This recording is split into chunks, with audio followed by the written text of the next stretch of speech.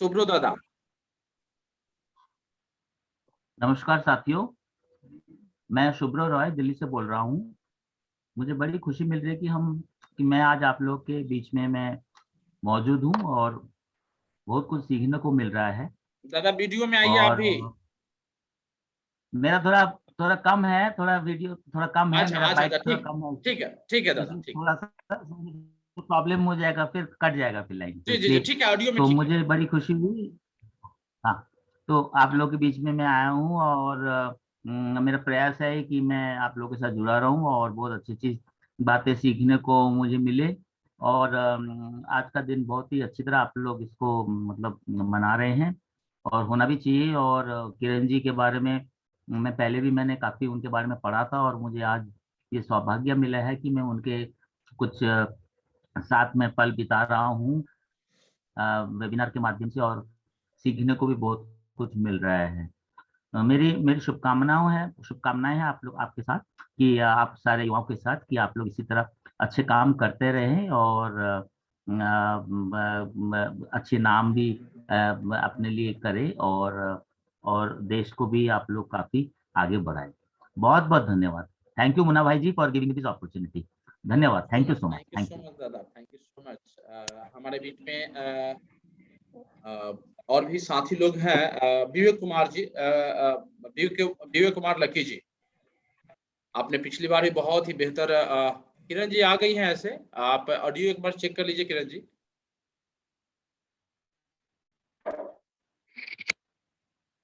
शायद हो गया किरण जी का ऑडियो प्रॉब्लम, नहीं हुआ। एनीवे,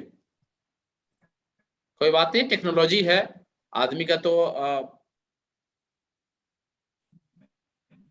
हाँ बिल्कुल बिल्कुल, thank you Vivek ji.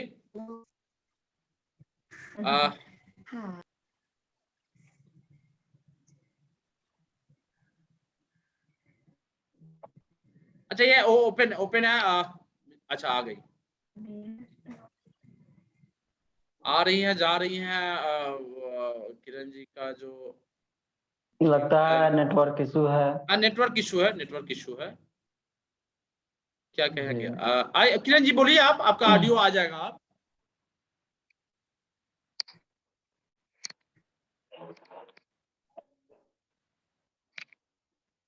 Kiran ji,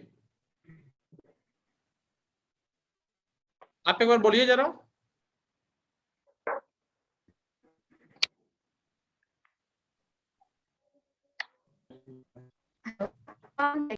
hello hello hello, आवाज आ रही है, कट के आ रही है। हेलो। हाँ हाँ, बिल्कुल आ रही है।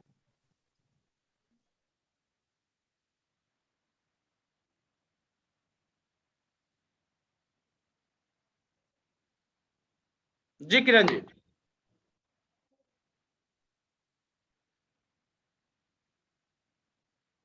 नेटवर्क बेवफा हो गई है आज किरण जी से।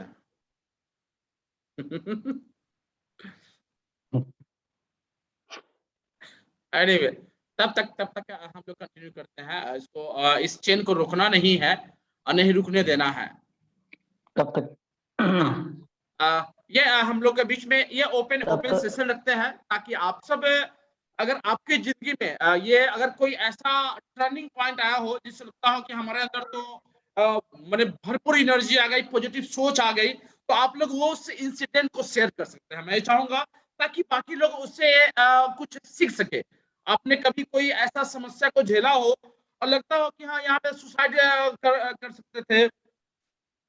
हाँ, वो उनका वॉइस भी नहीं आ रहा है विनय बाबू, मैं तो प्रयास कर रहा हूँ। तो आप सब शेयर कर सकते हैं, आप अपनी जिंदगी के कुछ वैसे उदाहरण को, फैक्ट को शेयर कर सकते हैं जैसे आपके जिंदगी में टर्निंग पॉइंट आया है। तो over to you all guys, please go ahead. कोई है तो हैंड रेज करे तो पता चले कि हाँ, बोलना चाहते हैं, कुछ शेयर करना चाहते हैं। This is called leadership quality. Yes, Aman Kumar ji, बिल्कुल बोलिए। सभी को गुड आफ्टरनून। मेरा नाम अमन कुमार है और मैं मुंगेर जिला से हूँ। और अभी अभी जस्ट मैंने आद्री में ज्वाइन किया है as a district coordinator for East Champaran, West Champaran, Gopalganj. तो एक्चुअली मैं अपने बारे में मैं एक महत्वपूर्ण घटना है जिसका कि अभी हम लोग घटना भी है और उसको एक आदत भी बोल सकते हैं। तो एक छोटी चीज है, उसको अगर हम लोग अपने जीवन में अपनाएं तो सोसाइटी को हम लोग एक बेहतर दिशा की ओर अग्रसर कर सकते हैं। एक्चुअली जब मैं मास्टर्स इन सोशल वर्क करने की पढ़ाई करने के लिए पटना यूनिवर्सिटी में एडमिशन लिया था, तब मुझे इंटर्नशिप के लिए भेजा गया था कि कहीं से आप किसी भी ऑर्गेनाइजेशन में जहां से भी हो सके आप इंटर्नशिप करके आइए और फिर जो आपका एक्सपीरियंस होगा, रिपोर्ट होगा, वो फिर आप अपना इसका सबमिट करना है डिपार्टमेंट में। तो फिर मैंने ऑर्गेनाइजेशन सर्च करना स्टार्ट किया, तो फिर अचानक से फिर मुझे फीडिंग इंडिया के बारे में पता चला। एक्चुअली वो अभी पटना में काम करती है और हंगर पे काम करती है। तो उस ऑर्गेनाइजेशन का बेसिक मोटो ये है कि जैसे भी आपके घर पे किसी भी सोसाइटी में शादी समारोह होता है, तो उस शादी समारोह में अगर लेटर सपोज कि आपने 500 पीपल को इनवाइट किया और किसी कारणवश से 200 ही आए, 300 ही आए और बाकी का 300 लोग आए तो 300 लोग खाना खाए और बाकी का 200 लोगों का खाना बच गया। तो वो जो 200 लोगों का खाना बच गया या तो फिर सवेरे होते होते खराब हो जाता है और उसको हम लोग वेस्ट कर देते हैं, डंप कर देते हैं या फिर मवेशी को खिला देते हैं।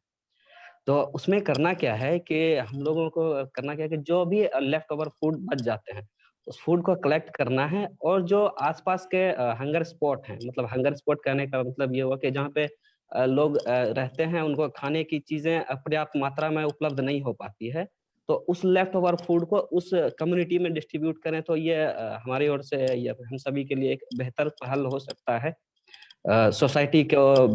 सोसाइटी में योगदान दे सकते हैं इस तरीके से। इससे बेनिफिट हम लोगों का ये हो सकता है कि पहला तो जो खाना बर्बाद होने वाला था वो किसी व्यक्ति के पास गया, उसका हक हुआ, और जो रिसोर्स जो एक्चुअली रिसोर्स तो उसमें ऑलरेडी इनपुट हो चुके थे वो तो वेस्ट होना ही है। तो क्यों ना एक ऐसे लोगों को दिया जाए जिससे कि उसका मतलब एक टाइम का खाना दे करके हम लोग कोई ऐसा तो बड़ा काम तो फिलहाल नहीं कर सकते हैं, लेकिन एक पल का उस आदमी का भूख जरूर मिटा सकते हैं।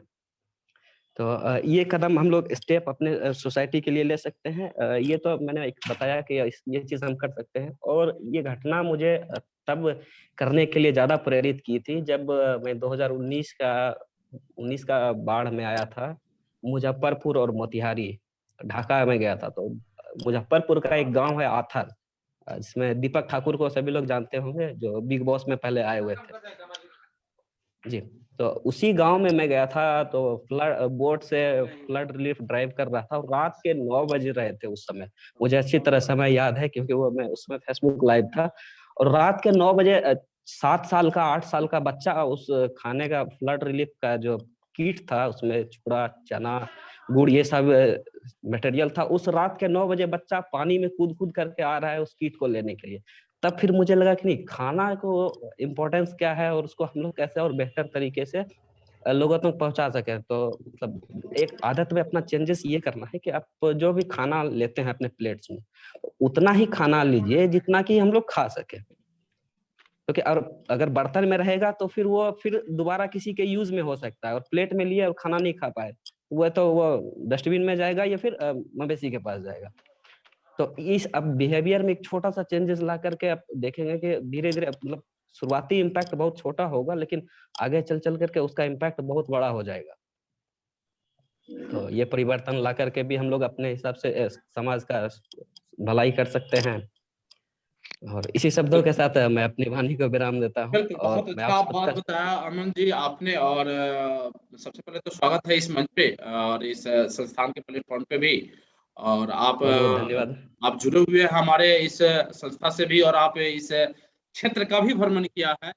तो ये यही चीज है, ये यूथ दरबार जो हम लोग कनेक्ट करने का प्रयास कर रहे हैं। आप जैसे जो युवा है जो मैंने जज्बा रखे हुए हैं लेकिन कहीं प्लेटफॉर्म नहीं मिल पा रहा है, या मिल भी पा रहा है तो अकेले कर रहे हैं। तो ये हमारी जो युवा शक्ति है, या जो हम लोग यहाँ पे इस प्लेटफॉर्म पे है, आपको मुरली और जिस ढंग से जिस संसाधन की जो उपलब्धता होगी उस अनुसार से आप जैसे लोगों को सपोर्ट दी जाएगी, ली जाएगी, और कनेक्ट करके एक दूसरे को सपोर्ट करके हम लोग आगे बढ़ेंगे, समाज को बढ़ाएंगे। जो समस्या आती है, क्योंकि सरकार पे ही हम डिपेंडेंट रहे तो ये संभव नहीं है कि इंसानियत बची रहेगी, नहीं तो वो लोग तो खैर देश को भी बेच खाएंगे। इसलिए इंसानियत को बचाने को लेकर के हम लोग प्रयासरत है। और कोई बोलना चाहे तो हैंडरेज करेंगे। बहुत अच्छा इन्होंने हैंडरेज किया, ये है टेक्नोलॉजी एक्चुअली, हम सबको जानना है और कितना बेहतर तरीके से इन्होंने अपनी बातों को रखा। तो आप सभी, ये मौका है, मैं रियली बता दूं, अरे अभी आप नहीं बोलेंगे तो कब बोलेंगे, खासकर लड़कियों को मैं बोल रहा हूँ। और जो एक्चुअली सर शादीशुदा है वो तो बोलती ही होगी, क्योंकि सास मिल गया होगा। जो शादीशुदा नहीं है उनको सास मिलने वाली होगी, तो अभी से सीख जाए ताकि बाद में बोलेंगे। मझारा के लिए तैयार नहीं करा, बल्कि एक जो अधिकार है आप उसके लिए बोल सकते हैं। अगर उधर से दबाया जाए आप भी खड़ा हो सके, इसलिए। और आज इस महिला दिवस पे प्राथमिकता हम देना चाहेंगे, और लड़कियां का हैंडरेज होता है तो, लेकिन अगर नहीं आने के बाद तो खैर लड़के लोग ही हैं। अरे कुछ भी बोले, अपना नाम ही बताइए, लेकिन बताइए। नाम नहीं पता तो मम्मी से पूछ लीजिएगा, मम्मी हमारा नाम क्या रखने रहलू। क्या बनना चाहते हैं, क्या नाम है, इतना ही बता दीजिए बुआ।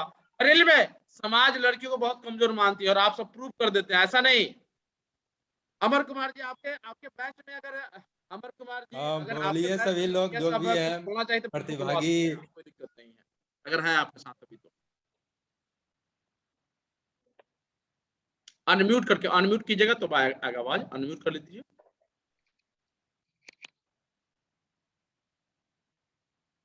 पहले अनम्यूट कीजिए आप अमर जी। हाँ आवाज आ रही है, बोलिए।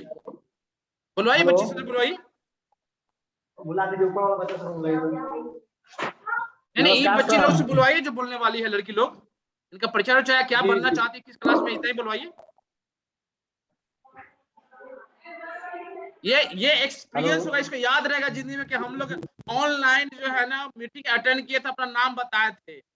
इसलिए मैं बोल रहा हूँ कि इसकी जिंदगी में भी आज की इस महिला दिवस मेमोरेबल रहे। शायद टेस्ट ले रहे हैं आप 10वीं क्लास की बच्चियां लोग, इसलिए बहुत अच्छा मेहनत कर रहे हैं। ठीक है सब 2 मिनट समय चाहिए, तब तक बात करते हैं। अब बच्चा लोग आ जा रहा है। ठीक है ठीक है ठीक है ठीक है ठीक है, ओके ओके ओके। और कोई है? आस्था जी है, श्वेता कुमारी है, सुषमा जी है, अंजना है, कितनी लड़कियां हैं यहाँ पे। और भी है, अंतोना सरगम है, अच्छी खासी संख्या में लड़कियां हैं। किरण जी आ गई है, लेकिन इनका टेक्नोलॉजी जो है, जो साउंड वाला, मुझे लगता है थोड़ा सा प्रॉब्लम हो रही है। काजल वाह, very good, go ahead. Unmute करके, अनम्यूट कर दो आप, अनम्यूट करो, बोलो। मैं काजल कुमारी जिले से हूँ। मैं अभी बीए ग्रेजुएशन कर रही हूँ, तो नितेश्वर सिंह कॉलेज से अभी हूँ, और मैं आगे पढ़ लिख कर डॉक्टर बनना चाहती हूँ। बहुत से ऐसे हमने अपने गांव में भी बहुत से समाज के बारे में देखी है, बहुत सी लड़कियां सुनी हुई तो कहती है कि मुझे पढ़ाई करने में ये वो दिस दैट। तो मैं चाहती हूँ कि समाज से डरे ना हो और वो आगे बढ़े, पढ़ लिख कर कुछ करे, क्योंकि वो अभी ऐसा नहीं कि वो प्राइवेट स्कूल से ही पढ़े, चाहे तो वो सरकारी स्कूल से भी पढ़ सकती है। बहुत बढ़िया, very good very good very good. Thank चलिए, यू आप सर। डॉक्टर की तरह दिखाई भी दे रही हैं। सिर्फ अल्लाह लगा लीजिए तो लगेगी आप सही में डॉक्टर है अभी। एनीवे, आपके उज्जवल भविष्य की शुभकामना है, और ख्वाब फाउंडेशन हमेशा से आपको मोरली सपोर्ट करते रहेगी, और जहाँ पे गाइडेंस की जरूरत पड़ेगी निश्चित रूप से गाइडेंस करेगी। और कोई है जो बोलना चाहते हैं? हाँ, अमर सर के कोचिंग से हैंडल हो रहा है। ठीक है, आप अनम्यूट करके बात करवाइए। लगता है किरण मैम जी जुड़ गई है। हाँ, किरण मैम भी आ गई, बिल्कुल बिल्कुल बिल्कुल। हाँ, हम सुन लेते हैं अभी। बुलवाइए कुछ बच्चे और बच्चियों से बुलवाइए। जी जी। हाँ, काफी समय तो चला गया ऐसे ही टेक्नोलॉजी को इधर उधर करने समझने में। तो आप क्या नाम, अपना नाम बताइए, क्या बनना चाहते हैं, इतना ही बताइए ना है आपको। मेरा नाम सत्येंद्र चौधरी। बोलिए ना, बोलिए। हम राइडर बनना चाहते हैं इसके बाद, पढ़ाई के बाद। क्या बात है, बहुत बहुत शुभकामना है, बहुत बहुत शुभकामना, और बनेंगे, निश्चित रूप से बनेंगे आप। Thank you. सर कैसे होगा, इसके बारे में आपसे राय लेना था। बिल्कुल, इसका कैरियर काउंसलिंग होने वाली है स्पेशली, उसमें आपको जो ना बुलाई जाएगी, आपके पास इंफॉर्मेशन जाएगी, आप आएंगे, आपको पूरी बताई जाएगी, निश्चिंत रहिए आपके लिए। ठीक है, थैंक यू। और विशाल जी का हैंड रेज हुआ, विश्वास कुमार जी, विश्वास कुमार जी। क्या बोलना चाहते हैं, क्या बात करवा लड़कियों में एक दो लड़की से जो बोल सकती है, एक दो लड़की से बुलवा दीजिए।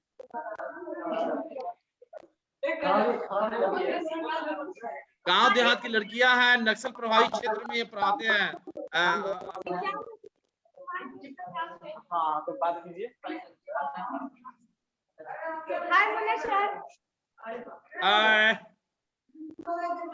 बोलो नाम बताइए, क्या नाम है आपका, क्या बनना चाहती है आप? क्या बनना चाहती है, बोलो ना। बोलिए।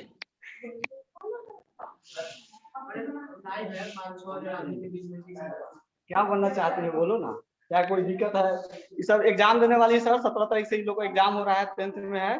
काफी चलिए, हमारे है, पढ़ने में बहुत तेज है।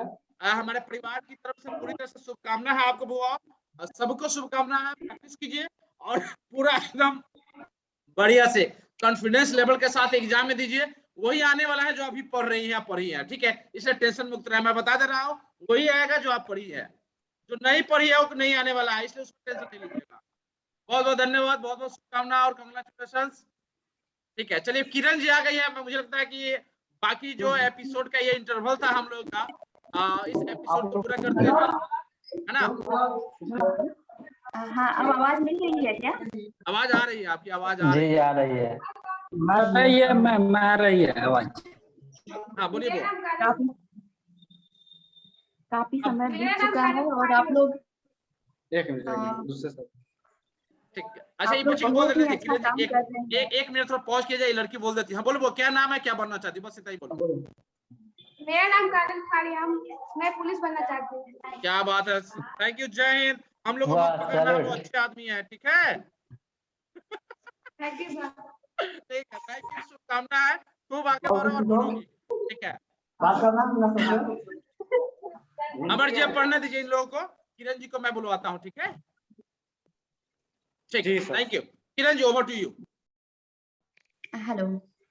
हाँ, बोले कि आप लोग बहुत ही अच्छा काम कर रहे हैं। मुझे देख करके काफी अच्छा लगा कि मेरे मोतिहारी में इतना अच्छा काम चल रहा है और बच्चे आगे बढ़ रहे हैं, पढ़ रहे हैं। हमारे टाइम में इतनी सुविधाएं नहीं थी, मुन्ना जी नहीं थे मुझे आगे बढ़ाने के लिए, लेकिन बच्चियों को आगे बढ़ाने के लिए अभी मुन्ना जी सामने मुझे दिख रहे हैं। ये देख के मुझे बहुत खुशी हो रही है और मैं इसके लिए मुन्ना जी को एक ताली तो सबको बोलूंगी कि ताली बजा करके इनका हौसला और बढ़ाए।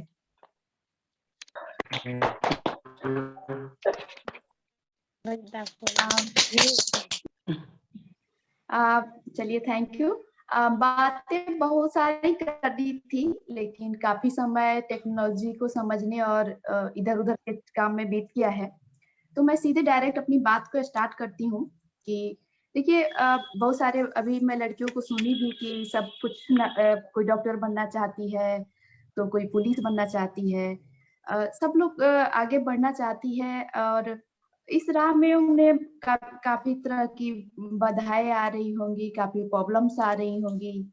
तो मैं इधर उधर की ना करते हुए सीधे उन्हीं से टॉक करना चाहती हूँ, उन्हीं से बात करना चाहती हूँ, ताकि वो कैसे अपने आप को मोटिवेट रखे। वैसे उसके लिए तो आप हैं मुन्ना जी, सब आप संभाल लेंगे, लेकिन फिर भी थोड़ी थोड़ी कुछ चीजें बता देना चाहती हूँ। अभी वैलेंटाइन वीक भी चल रहा है, तो इस वैलेंटाइन वीक में स्पेशली मैं लड़कियों से कहना चाहती हूँ कि सबसे पहले फ्रेंड, बॉयफ्रेंड, मम्मी पापा, इन सबसे पहले खुद से प्रेम करना सीखे। खुद से प्रेम करना अपने आप में एक बहुत बड़ी क्रांति है। कहा भी क्या है कि loving yourself is greatest revolution.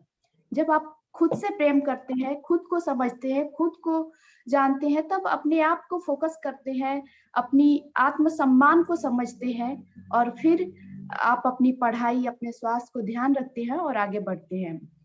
आगे बढ़ने के लिए सबसे पहला जरूरी स्वास्थ्य और शिक्षा होती है, और उसके लिए आप जरूरत पड़े तो अपने घर परिवार, मम्मी पापा सबसे लड़ जाइए, इसमें कोई बुराई नहीं है। आने वाले समय में मम्मी पापा आप पर गर्व ही करेंगे। जब आप कुछ बनेंगे, कुछ पढ़ेंगे, तो वो गर्व की बात होगी।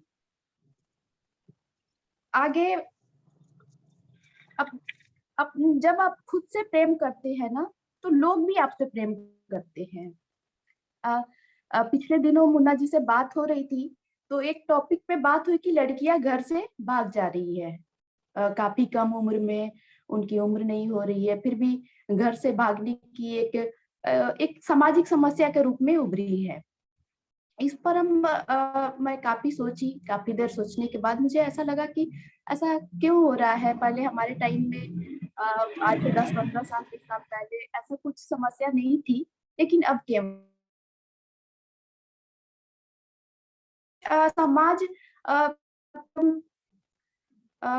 जेएनयू के पढ़े हैं और राइटर हैं सुयश सुप्रभ। वो लिखते हैं कि समाज इतना धीरे चल रहा होता है कि लड़कियां उन्हें भागती नजर आती है। तो इसमें बात ये है कि वाकई समाज के सोचने का जो तरीका है अभी भी कुछ अलग है, लेकिन बच्चे जो है थोड़े मॉडर्न हो गए हैं। उन्हें अपनी लगता है कि मेरी मर्जी से मेरी शादी होनी चाहिए, मेरी भी कुछ मर्जी होनी चाहिए, जिस वजह से लड़कियां थोड़ा सा ही एक सपोर्ट मिल रहा है और वो भाग जाती हैं। हालांकि वो भी एक समस्या है, लेकिन गार्जियन के रूप में और हम सबको वो समझना होगा, अपनी बेटियों को उनकी बातों को समझना होगा। लेकिन समस्या ये है कि भागने के बाद भी क्या होगा, किसी के साथ चले जाने के बाद, शादी कर लेने के बाद भी क्या होगा? कुछ नहीं होगा, वही दास्ता की जिंदगी फिर से शुरू करनी होगी महिलाओं को, लड़कियों को। तो इसलिए पहले अपने आप से प्रेम करना है, ना कि किसी और से। अपने आप से जब आप प्रेम करते हैं तो आपको भागने की जरूरत नहीं पड़ती है। आप जहाँ है वही आपको सम्मान मिलने लगता है। जब आप खुद से प्रेम करते हैं, एक नाटकीय ढंग से आपके जीवन में एक परिवर्तन आता है। धीरे धीरे लोग आपको प्रेम करने लगते हैं, आपकी आत्मसम्मान बढ़ जाती है और आप अपने निर्णय ले सकते हैं, आपके निर्णय का सम्मान होने लगता है। तब आपको भागने की जरूरत नहीं पड़ेगी, तब आप जो निर्णय लेंगे वो घर में सीधे मान ली जाती है। मैं भी आप लोगों के बीच से आई हूँ और मैं इस बात को अच्छी तरह से समझती हूँ।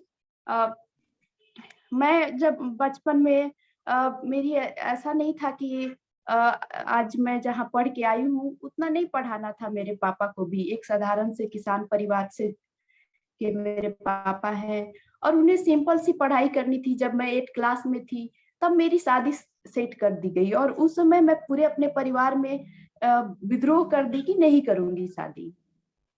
मैं शादी नहीं की और धीरे धीरे मैं अपने आप को प्रेम की, अपनी पढ़ाई, अपनी शिक्षा के लिए घर परिवार से लड़ी, समाज से लड़ी, आगे बढ़ी और धीरे धीरे एक वक्त आया कि मैं शादी अपनी मर्जी से कर पाई। मैं जो डिसीजन ली कि हाँ जिससे करना है, नहीं मैं देख के करूंगी, जैसे करना था मैं वैसे की, तो मुझे भागने की जरूरत नहीं पड़ी।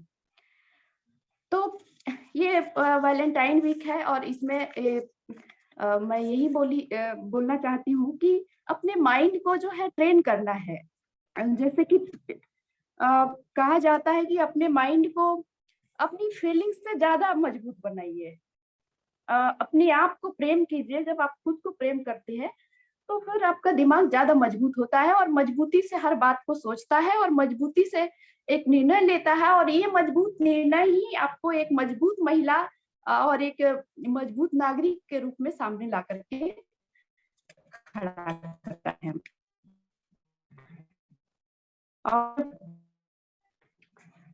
फिर दिक्कतें आती है, बहुत सारी दिक्कतें आती है। कभी कभी इतनी समस्याएं आती है जो तोड़ करके रख देती है, लेकिन इस समस्याओं में भी अपने आप को मोटिवेट रखना है। और हजारी प्रसाद द्विवेदी की एक कथन है कि परिस्थितियां आपको तोड़ सकती है, लेकिन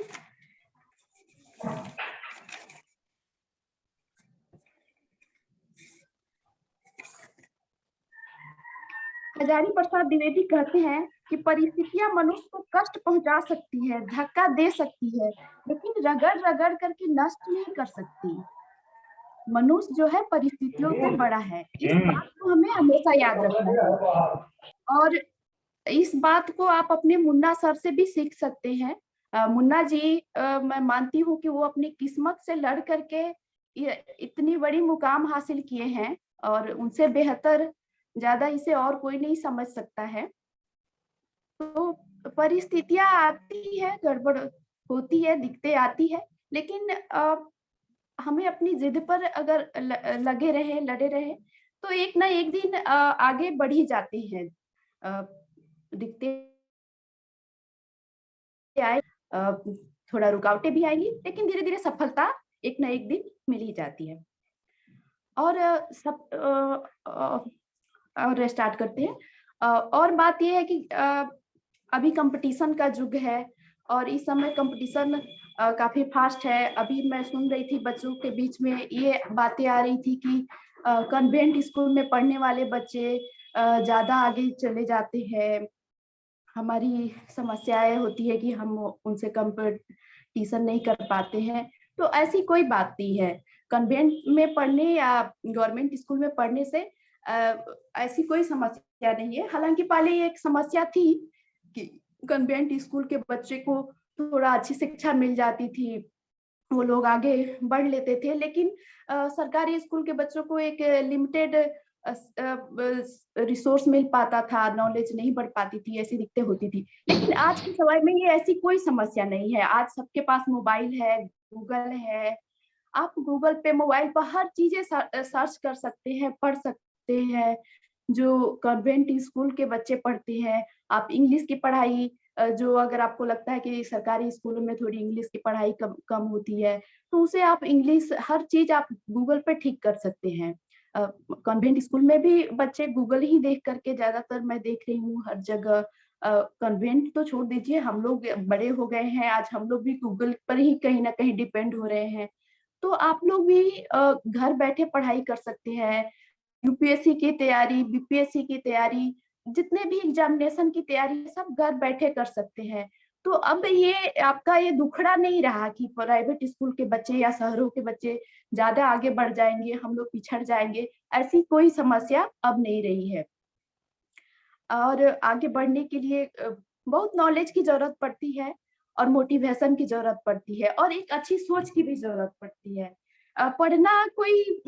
पढ़ना आप पढ़ सकते हैं, पढ़ करके कुछ बन सकते हैं। जो मैं स्टार्टिंग में कहना चाह रही थी कि मल्टीनेशनल कंपनियों में काम करने वाली महिलाएं भी सशक्त नहीं हो सकती है, क्योंकि वो मल्टीनेशनल कंपनी में काम करती है, घर आकर के अपने पति से मार खा सकती है, कोई उसके पास निर्णय लेने का अधिकार नहीं रहता है। और एक गांव में रहने वाली महिला भी खेती बाड़ी करके भी एक सशक्त मजबूत लाइफ जी सकती है। तो पढ़ाई के साथ साथ आपको अपनी सोच को भी मजबूत बनानी है, अपने आसपास के समाज को भी आगे बढ़ाना है। इस तरह से जब तक आप एक सशक्त बनना है, ना कि सिर्फ एक ऐसे ही करके सिर्फ पढ़ करके और फिर जा करके वही काम करना है जो कि दास्ता की शिकार महिलाएं जैसे करते रहती है, वैसे करना है। मेरा एक और मानना है कि दास प्रथा में क्या होता था, दास को खरीद करके अपने घर में रख करके लोग काम कराते थे, कपड़ा और खाना देते थे। महिलाओं के साथ भी तो यही हो रहा है, उससे भी बदतर है। दास को तो कम से कम खरीद के लाया जाता था, लेकिन महिलाएं को तो दहेज के रूप में वो खुद पैसे दे करके और जाकर दास्ता करती है। तो आपको पढ़ लिख करके वो दास्ता नहीं करनी है। आज भी दास प्रथा है और उस दास प्रथा ये महिलाओं के रूप में है। हमें उस दास प्रथा को खत्म करनी है। पढ़ने का, आपको स्कूल आने का और इस प्रोग्राम में बैठने का ये होना चाहिए कि आप कहीं भी रहे, किसी भी रूप में रहे, लेकिन अपने दिमाग को हमेशा मजबूत रखिए, अपनी बात को मजबूती से रखे, कहीं भी डरे नहीं हमेशा। क्योंकि जब आप अपनी लड़ाई खुद लड़ते हैं तो पूरी कायनात आपका साथ देने लगती है। कहीं भी किसी भी जगह पर, कहीं आप जा रहे हैं, आपके साथ कुछ गलत हो रहा है, कहीं पर कोई घूस मांग रहा है, कुछ, कहीं भी नहीं डरे, अपनी बात को मजबूती से रखे। ये है, महिलाओं को अपने अंदर से ये डर को निकालना होगा और उसके लिए अपने स्वास्थ्य को सही रखना है, जितना हो सके हेल्दी डाइट्स लेनी है, रनिंग करना है, एक्सरसाइज करना है, खुद को फिट रखना है, जितनी हो सके पढ़ाई करनी है। आप मुंशी प्रेमचंद, रविन्द्रनाथ टैगोर, इन सारे लोगों को पढ़ सकते हैं। मुंशी प्रेमचंद की कहानियां जो है बहुत पहले लिखी गई थी, लेकिन आज भी उतना ही रिलेवेंट है समाज को समझने में। तो आप उन्हें देख सकते हैं, पढ़ सकते हैं, जिससे कि आपकी सोच दिन पर दिन मजबूत हो, आप अपनी बात रख सके कहीं, अपनी समस्या को कह सके कहीं। पढ़ने का मतलब ये है कि हाँ, आप सशक्त बने, कुछ बने, अपनी बात को रखे, अपने घर में अपनी अधिकार कि ये मेरा अधिकार है। बहुत सारे महिलाएं आप आसपास देखते होइएगा, महिलाएं पिट रही है और उसे सामान्य माना जाता है। जैसे कि एक किसी ने लाइन लिखी थी, मुझे याद आ रही है कि वो इतनी गलत कि मार खाती और वो इतना सही कि मार देता, और सब इतने बच्चे कि मान लेते। सोचिए कि कोई महिला पीट रही है, लेकिन उसे भी कोई फर्क नहीं पड़ता है, पीटने वाले को भी कोई फर्क नहीं पड़ता है, और समाज भी उसको कोई गंभीरता से नहीं लेता है। लेकिन आप इसी सेंटेंस को ऐसे सोचिए कि वो इतना गलत कि मार खाता और वो इतना सही कि मार देती, और क्या हम सब चुप रहते? सोचिए कि अगर कोई महिला अगर किसी पुरुष को मार दे तो क्या होगा? क्या उसे सम्मान माना जाएगा? बिल्कुल भी नहीं। एकदम से चारों ओर त्राहिमाम मच जाएगी कि अरे, पुरुष तो दूर, महिलाएं भी उसको दोष देने के लिए उतारू हो जाएंगी। महादेवी वर्मा इस बारे में अपनी एक कहानी लक्ष्मा में वो लिखती भी है कि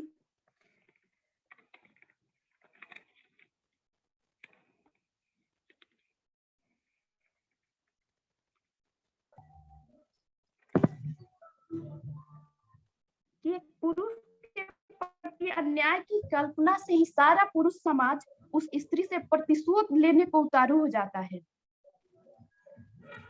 एक अन्याय की सिर्फ मात्र कल्पना से ही पूरा पुरुष समाज जो है स्त्री से प्रतिशोध लेने लगता है। लेकिन एक स्त्री के साथ क्रूरतम अन्याय को प्रमाण पाकर भी स्त्रियां उसके मन का बोझ जो है और बढ़ाए बिना नहीं रह सकती है।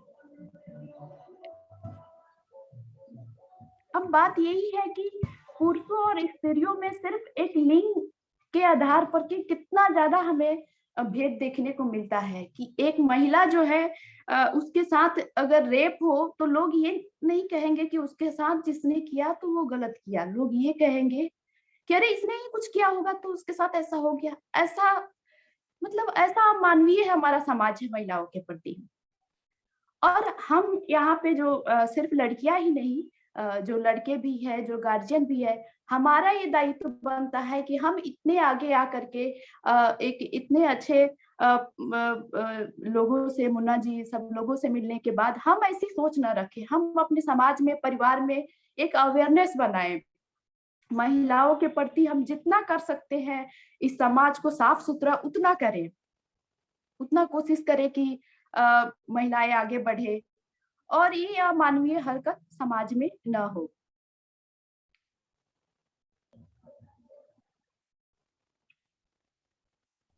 पढ़े लिखे, आगे बढ़े।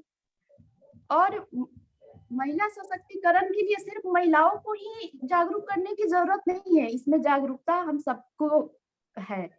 पुरुषों को भी इसमें जागरूकता चाहिए और महिलाओं को भी चाहिए। महिलाओं को भी अपना अधिकार खुद से मांगना होगा, क्योंकि कोई भी आकर के आपको आपका अधिकार देता नहीं है, खुद जा करके उठ करके उसे लेना पड़ता है। और ये पुरुष समाज जो वर्षों से परंपरागत चली आ रही है, हमें उस समाज को एक नई विचारधारा देनी है। यहाँ पर बैठने के बाद, यहाँ इस मीटिंग में बैठने के बाद हमें अपनी सोच को बदलनी है, तब जा करके हम भी बढ़ेंगे, समाज भी बढ़ेगा और हमारी बेटियां भी बढ़ेंगी। महिलाओं का सशक्तिकरण होगा तो सिर्फ महिलाओं का नहीं होगा, हमारा सशक्तिकरण होगा। हमारी आधी आबादी, देश का आधी आबादी जो है, हमारी इकोनॉमी जो है पिछड़ी हुई है, क्योंकि सिर्फ आधे लोग वर्किंग है, आधे लोग काम कर रहे हैं, बाकी आधी आबादी ऐसे ही बैठी हुई है, बैठी नहीं हुई है, काम कर रही है, अर्निंग कर रही है, लेकिन उसका वैल्यू भी नहीं दिया जा रहा है और उन्हें कोई डिसीजन लेने का अधिकार नहीं दिया जाता है, जिससे कि समाज हमारा पिछड़ा हुआ है। तो ये हमारे पूरे देश के लिए, हमारे समाज के लिए और एक परिवार के लिए भी फायदेमंद है, क्योंकि उनके बच्चे आने वाले समय में अगर जिनकी बेटियां पढ़ लिख लेती है तो उनके बच्चे को भी अपने ज्यादा डेवलप बनाएगी, परिवार का स्वास्थ्य अच्छा से रख पाएंगी। तो ये सारी चीजें आगे बढ़ते रहेंगी। और मैं अंत में अपनी बात समाप्त करने से पहले कहना चाहूंगी कि लड़कियां जितना हो सके खूब पढ़े, खूब बढ़े आगे। मुन्ना जी तो है ही वहाँ पे, उनसे सहयोग लेते रहें। और फिर अपनी बात, एक अमेरिकन राइटर हैं, जर्नलिस्ट हैं, नोरा इरफान, वो कहती है, be the heroine of your life not the victim. तो हमें अपनी लाइफ का, अपने जीवन का हीरोइन बनना है, हीरो बनना है, ना कि सर्वाइवर बनना है। हमें हमेशा आगे रहना है। Thank you.